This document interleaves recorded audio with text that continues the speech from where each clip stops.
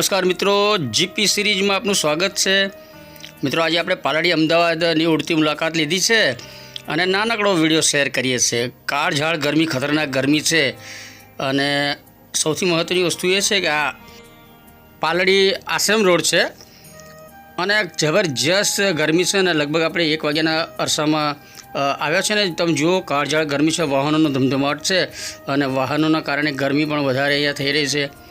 પરંતુ આ રોડ ઉપર ઝાડ છે, બધા વૃક્ષ વાવેલા છે, તમે જો વિશાળ તોતિંગ વૃક્ષ છે, એના કારણે એટલા વિસ્તારમાં ઠંડક હોય છે। મોટી મોટી બિલ્ડિંગો હોય અને બાજુમાં મોટા ઝાડ હોય તો એના કારણે ત્યાં વાતાવરણ સરસ ઠંડુ રહે છે અને કુદરતી માહોલ હોય છે। અહીંયા ચાની લારી સરસ છે અને એક ભજીયાની લારી પણ છે, એટલે આપણે આ જગ્યાએ ચા પીએ છીએ। પીટર ઇંગ્લેન્ડ ત્યાં આપણે કપડાં ખરીદી કરીએ છીએ।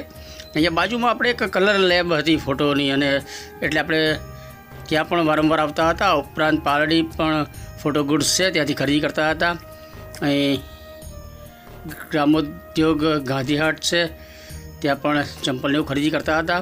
પરંતુ અત્યારે ખતરનાક ગરમી છે ત્યારે વૃક્ષો કેવો સરસ સોહામણા દેખાય છે એ બતાવ્યું છે ને। હવે આપણે આઝાદ રેસ્ટોરન્ટમાં જૂની યાદો 35-40 વર્ષ પહેલાં જે આપણે અહીંયા માજૂન ખાતા હતા, આજે પણ એ જ ટેસ્ટ સાથે અહીંયા માજૂન ખાવા મળ્યા અને આપણે માજૂન અને આઝાદના પૂરી શાક ખૂબ જ ફેમસ હતા, એટલે આપણે પૂરી શાક તે વખતે પણ ખાતા હતા અને આજે પણ આપણે માજૂનનો ટેસ્ટ કરી રહ્યા છીએ અને પૂરી શાક પણ મંગાવ્યા છે। પરંતુ અત્યારે ભીડ જબરજસ્ત છે, બપોરે 1-2 વાગ્યાનો સમય છે અને મોટી સંખ્યામાં અહીંયા બધા જમવા માટે આઝાદ હોટલમાં આવે છે, એટલે આપણે કોઈને ડિસ્ટર્બ ના થાય એટલા માટે આપણે થોડું શૂટિંગ આટલું મેમોરિયલ યાદગીરી માટે અને આ પૂરી શાક જે વર્ષો પહેલાં ખાતા હતા એટલે આપણે એનો ટેસ્ટ કર્યો છે। ઝવેરીવાડ સામે આપણે ઊભા છે, સામે ઝવેરીવાડ છે ને LICની બિલ્ડિંગ છે ને રિલીફ રોડ છે।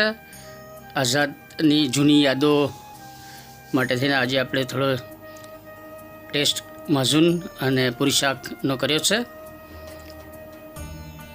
ડેલી વ્લોગના ભાગરૂપે આપણે આ વિડીયો શેર કરી રહ્યા છીએ અને હવે આપણે કોઈ આસ્થા અને શ્રદ્ધા સાથે આપણે જ્યાં દર્શનાર્થે હંમેશા આવીએ છીએ એવા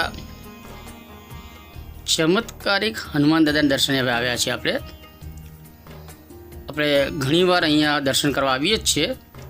જ્યારે પણ આ રોડ ઉપર આપણે બાલા હનુમાનથી આપણે રાયપુર બસ સ્ટેશન તરફ આવીએ, ત્યાંથી ખેડા આવવાનું હોય તો વચ્ચે આ ચમત્કારિક હનુમાન દાદાના અવશ્ય દર્શન કરીએ છીએ અને એ આપણા નિયમ પ્રમાણે આ રસ્તે જ્યારે પણ નીકળીએ કોઈ પણ સમય હોય તો આપણે ચમત્કારિક હનુમાન દાદાના દર્શન કરીએ જ છીએ।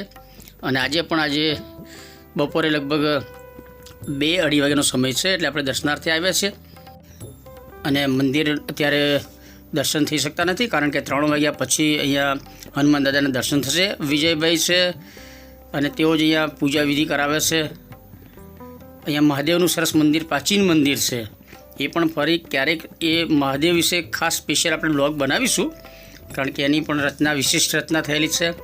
અને જો આ ચમત્કારિક હનુમાન દાદાના દર્શન આપણે થઈ રહ્યા છે, ખૂબ જ પ્રભાવશાળી પ્રતિમા છે, તેજોમય ઉર્જાવાન પ્રતિમા છે। હનુમાન દાદાના દર્શન આપ પણ કરી રહ્યા છો। વિજયભાઈ છે અને તેઓ નૈવેદ્ય શ્રદ્ધાળુઓ કોઈ લાવ્યા છે અને નૈવેદ્ય ધરાવી રહ્યા છે, તો આપણે દર્શન કર્યા છે, આપ પણ દર્શન કરી લો। ચમત્કારિક હનુમાન દાદા છે અને ખૂબ જ આ વિસ્તારમાં ફેમસ છે, વિઝાવાળા હનુમાન દાદા તરીકે ફેમસ છે। એનું કાર્યાલય છે, સંકલ્પ લેવાનો હોય તો ત્યાં સંકલ્પ લેવાનો હોય છે અને આપણું ખૂબ જ પ્રિય તીર્થ કહી શકાય એવું આપણું મંદિર છે અને આપણે હંમેશા દર્શન કરવા માટે આવીએ જ છીએ। ચમત્કારિક શ્રી હનુમાનજીનું મંદિર છે અમદાવાદ